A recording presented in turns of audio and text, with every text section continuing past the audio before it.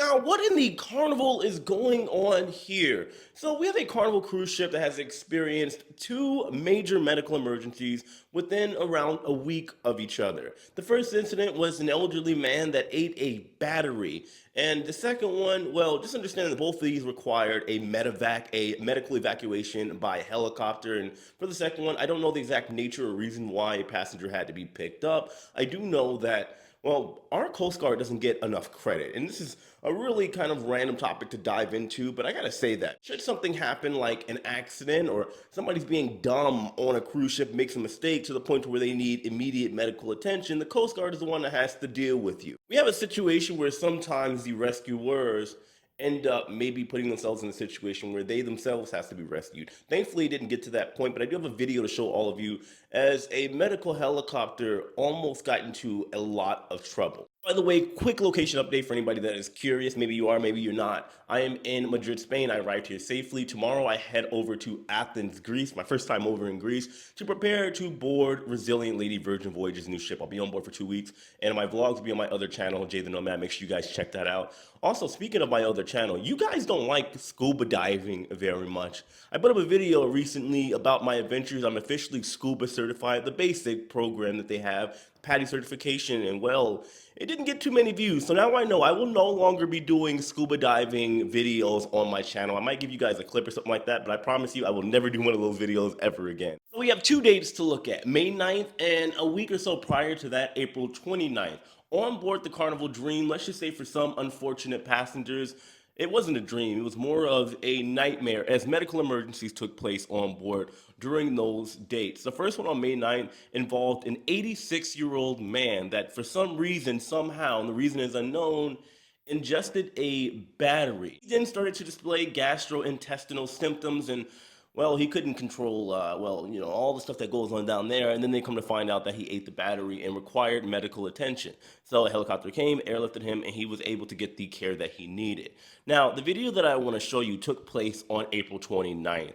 There was a medical emergency. It's unknown. We don't know if it was a heart attack or something of that nature, but it required a medevac situation, a helicopter to come in from Alabama to take the passenger and evacuate them off and take them back over to land where they could receive the proper care that they need. However, unfortunately, there was a storm in the area that day when the helicopter arrived, and I believe they call like the wind that come in swells or swalls or something like. Somebody correct me in the comment section below. But either way, somebody recorded. There's actually a couple angles of the helicopter literally almost crashing into the ocean. I'll show you now, and then we'll talk about the whatever details are left after. Oh my God.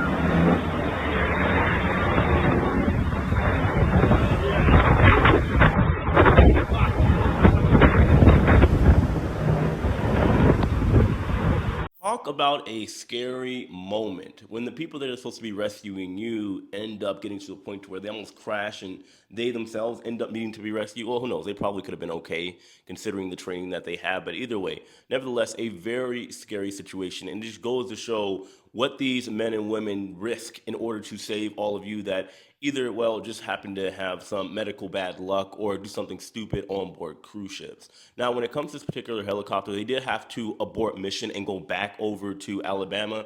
They then sent another helicopter from New Orleans, the Coast Guard did, and they ended up rescuing the passenger and getting the medical help that they needed. Like I said, this just goes to show that the Coast Guard do not get enough credit for what they do. And man, it's absolutely amazing that they're willing to risk their own lives to come out there and save all of us as passengers should we need them. Now, I have seen many a medical emergency take place on board cruise ships. Some could have been avoided, some could not. It is what it is, it happens. As always, I just tell you guys that we live in the real world, and in the real world, guess what? Real things do happen.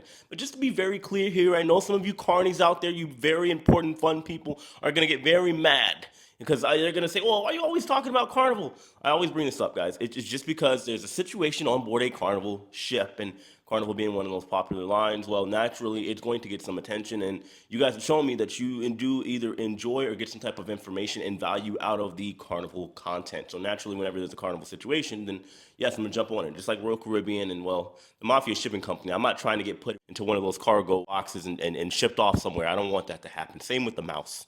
But either way, guys, let me know your thoughts on this in the comment section below. Short video. I got to do some exploring and some shopping and get a haircut and all that stuff to get ready for my time on board the Resilient Lady. As usual, hit that like button. Know that I love and appreciate every single one of you. And well, I'll see you later on. Take it easy.